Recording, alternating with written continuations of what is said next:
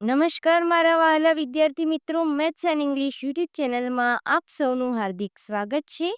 વહાલા વિદ્યાર્થી મિત્રો, આજે આપણે ધોરણ 6 અંગ્રેજી વિષયમાં ગ્રામરમાં ચેપ્ટર નંબર 2 ધીઝ અને ધોઝમાં એક્સરસાઇઝ નંબર 3 અને 4નું સોલ્યુશન કરીશું. વિદ્યાર્થી મિત્રો, હજી સુધી તમે આપણી યુટ્યુબ ચેનલ મેથ્સ એન્ડ ઇંગ્લિશને સબસ્ક્રાઇબ ના કરી હોય તો જલ્દીથી સબસ્ક્રાઇબ કરો અને વિડીયોને લાઈક કરવાનું ભૂલશો નહીં. એક્સરસાઇઝ નંબર 3, નીચે આપેલા શબ્દો બહુવચનમાં લખો. બાળકો, આપણે આ બધા જ શબ્દોનું બહુવચન રૂપ અહીંયા લખવાનું છે. તે માટે ખાસ આપણે દરેક બહુવચનના નિયમો ધ્યાનમાં રાખીશું. સૌ પ્રથમ મેંગો, તો આપણે જોઈએ કે મેંગોનો જે છેલ્લો અક્ષર છે એટલે કે જે છેલ્લો ઓ છે, તો નિયમ છે કે જે શબ્દના અંતે SSSHCH કે ઓ હોય તો તેનું બહુવચન કરીએ ત્યારે તેની પાછળ ES પ્રત્યય લાગે, મેંગોઝ થશે.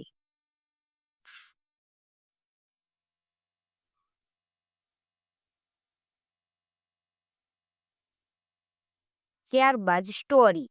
હવે વાય હોય શબ્દના અંતે અને વાયની આગળ વ્યંજન એટલે કે AEIOU આ સ્વર સિવાયનો હોય તો વાય કાઢી અને IES લાગશે એટલે સ્ટોરીનું થશે STORIES.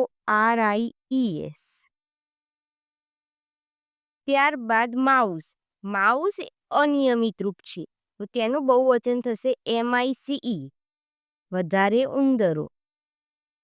અહીં એક ઉંદર છે, માઉસનું થશે માઇસ. Number 4 book. બુકની પાછળ માત્ર S લાગશે. Number 5 class. અહીં ડબલ S છે તો ES પ્રત્યય લાગશે.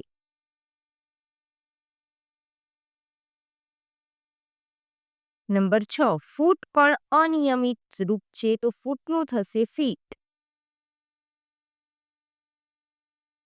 નંબર 7 અહીં બેન્ચની પાછળ CH છે તો ES પ્રત્યય લાગશે, બેન્ચીસ.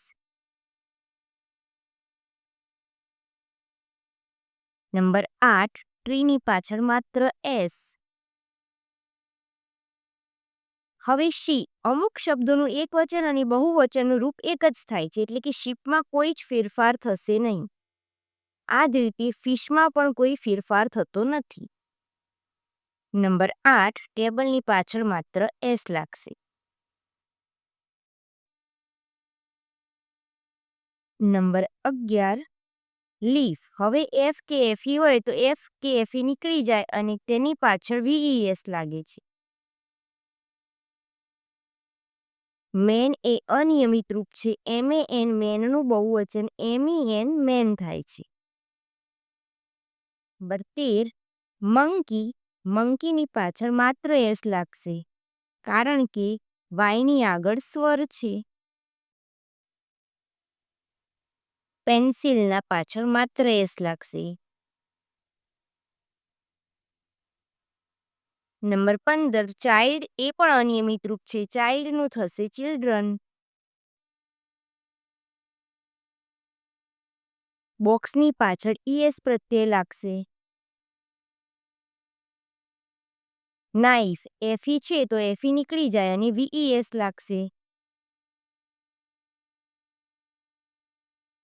બસ પાછળ S આવ્યો તેથી ES પ્રત્યય.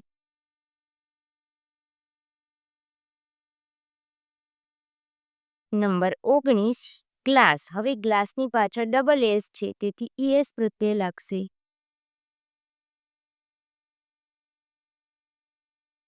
કપ. તેની પાછળ માત્ર S. વિન્ડો. વિન્ડોની પાછળ પણ માત્ર S. બોય. હવે વાયની આગળ સ્વર છે એટલે માત્ર S. વાયની આગળ વ્યંજન હોય તો વાય કાઢી અને IES, જેમ કે અહીંયા છે સિટીમાં વાયની આગળ ટી તે વ્યંજન છે તો આપણે વાય કાઢી દઈશું અને તેની જગ્યાએ IES મૂકીશું. બર્ડ. તો બર્ડ્સ માત્ર S લાગશે. વુમન તે અનિયમિત રૂપ છે.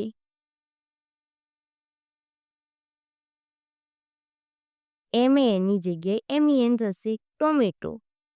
અહીંયા ઈએસ પ્રત્યય લાગશે કારણ કે પાછળ ઓ છે.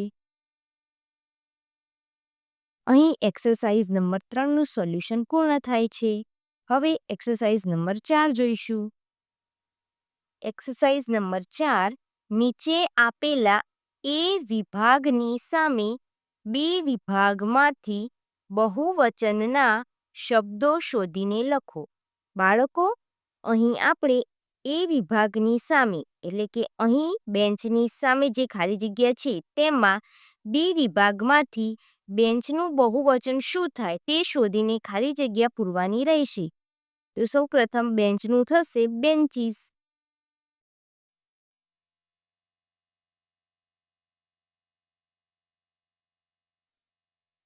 બર્ડ, તો બર્ડનું થશે બર્ડ.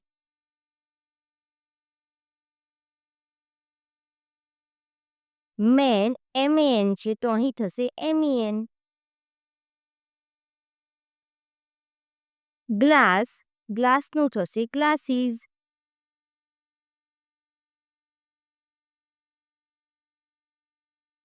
સિટી, સિટીનું થશે સિટીઝ.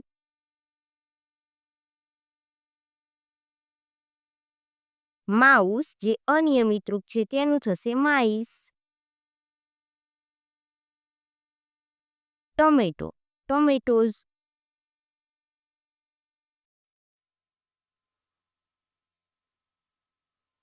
ત્યારબાદ સ્ટોરી, તો સ્ટોરીનું થશે સ્ટોરીઝ.